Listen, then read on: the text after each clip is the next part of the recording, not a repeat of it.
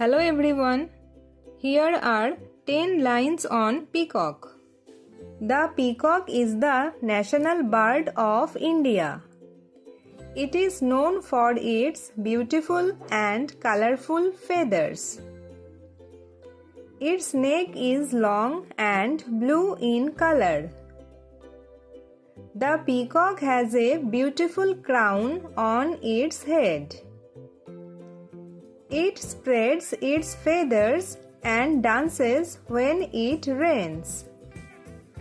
Peacocks are mostly found in forests and gardens. They eat seeds, fruits, insects, and even small snakes. The female peacock is called a peahen. Its feathers are used to make many decorative items. The peacock is a symbol of beauty and grace.